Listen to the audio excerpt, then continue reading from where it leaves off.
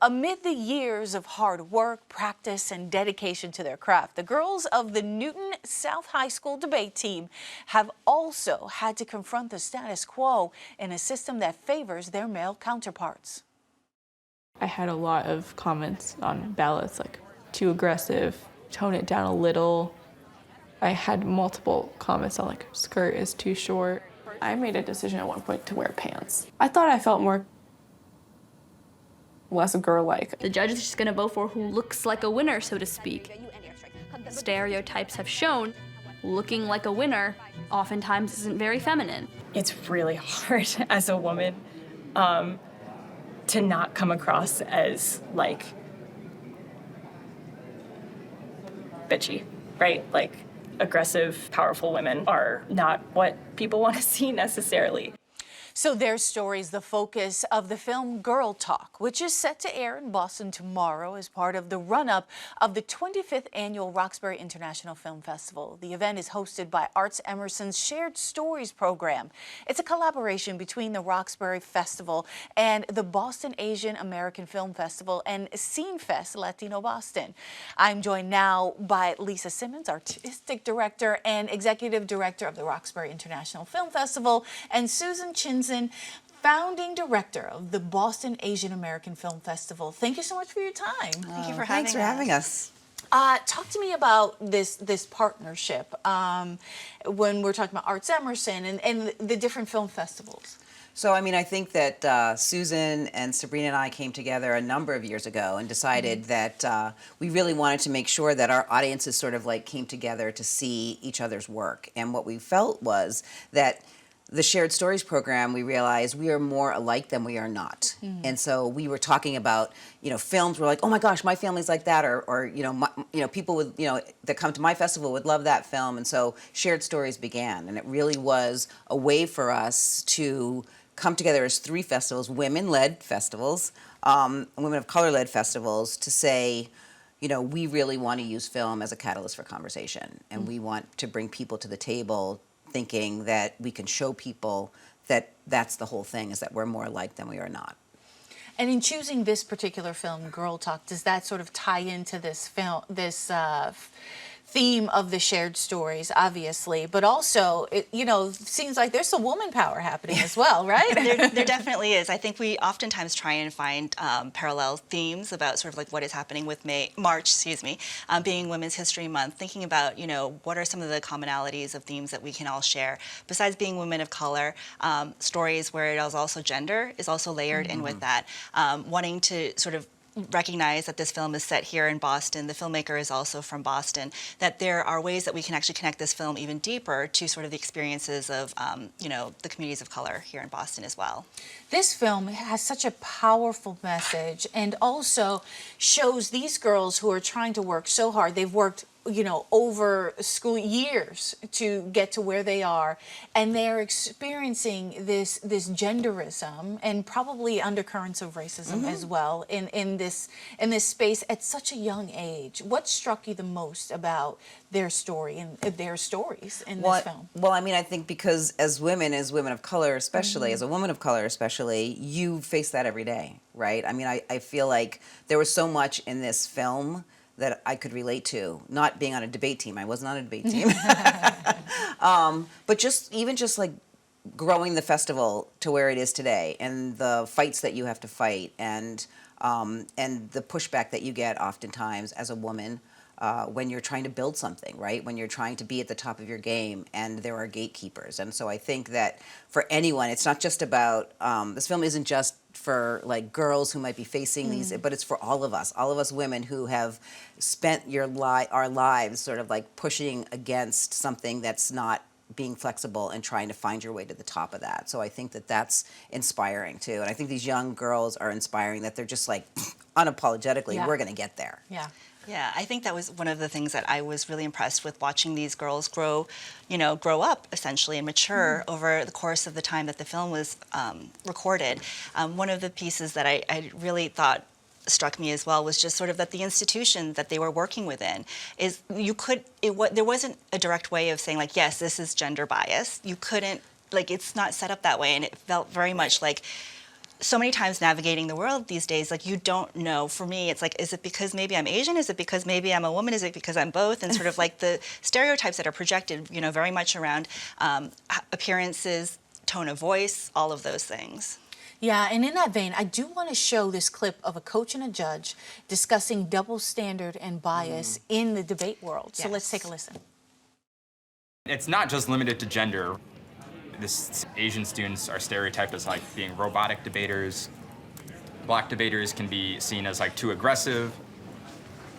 And in every case, you have like the other side of the coin, which is like this is one of the good ones. This is like the model of what like a debater of color or like a woman debater should be because of how closely they're acting to this like white male standard. Let's say we figured out some training for judges such that we could eliminate their gender bias.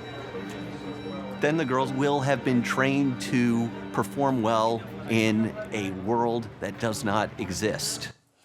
So that struck me the most, that the girls will be trained to perform well in a world that does not exist. And as I think of you know, the spectrum of women, the fight for women's rights, and how far that everyone says that we have come, right? And then you have teenagers who come up against this wall of gender bias, and it is incredible to me. Right, that things really haven't changed. Yeah. That they're fighting the fights that we were fighting, and we all continue to fight as adults, as you know, as teens. So, but what I love about it is that they are so focused on being the best, regardless of their gender, That's right. regardless of their race, and they're not going to, you know, allow that to continue to happen. You know, it's sort of like you can see the trend is moving, and you know, I love what if they can like train judges. It's like, you know, you're gonna bump up against this your whole life. You know, you're gonna like glass ceiling, whatever it is. And if you can help them understand that and then learn how to fight against that, I think that's something that's really important. Which is why I think this movie is really important for people to see. Yeah, I think one of the other pieces too was like the layering of the fact that we're talking about Newton South High That's School. right, It yeah. is there's a lot of privilege and affluence that comes with that. And that recognition of, even with all of those socioeconomics and things in place, that they're still facing this gender imbalance. So like for people who have said, we're beyond, you know, gender or sexuality, you know, gender attributions of things, it's blind, right? It's not the case. Right. As part of this screening, we're going to be bringing different communities together. What do you hope that they take away from this messaging? Like, is there an action statement, I guess, at the end of the screening? I mean, I think that you take away to really honor your instinct and yourself, and don't sit back and allow people to make judgments of you and tell you who you are. I mean, you know deep in your heart who you are as a person and what your abilities are, and to not allow people to make judgments about you and tell you who you are without you know, understanding who you are. So I think that that's sort of like the takeaway for me. Yeah, I think also part of like sort of leaning into the fact that we are three festivals working together, this whole medium of like bringing people together in a room, because certainly you can watch things online these days, but the ability to actually be in the same room, we're going to have filmmakers there. We actually have one of the protagonists there with us. We also have a community member who will be part of the conversation. And that idea of the connections, the real connections that you can make to the decision makers, to the creatives, and then also with each other's audience members. I think that was one of the stronger points of the fact that each of our festivals, we have our core audiences that typically follow us, come all the time, like we know our people. But wouldn't it be amazing if we could actually get our people together and we could become this bigger group of people in the same cause and sort of getting to know one another. Right. And that's the work that happens beyond the film itself, not only addressing the issues in the film, but also coming together to address, I guess, larger societal problems through art. Yes, I mean, that's a big part of, so the other part of my hat that I wear is I'm also a creative producer at Arts Emerson. And so part of this whole collaboration came out of me being able to come on staff and having access to the screening room and resources to actually bring us together.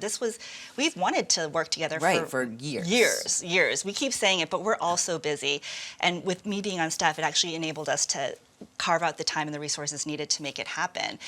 So that was like a big part of like the fact, in the vein of also Arts Emerson, sort of looking at art as a prompt and the conversation being the point. That has been a long-standing tradition for the organization and something that we are continuing, and we've always also done as festivals. So this has sort of been a great collaboration. Because we do collaborate on our own festivals. Like I'll have film screenings at my festival. Susan will, Sabrina will for Cinefest Latino Boston, and we'll be there's always a will you collaborate on this film? Will you co-present this film? So we're constantly doing that. And then this space for shared stories just gives us the opportunity to pick one film and bring all of our audiences together. And actually, even within this, because this is our probably third season that we're coming back. Yeah, this is the third season that we're doing this.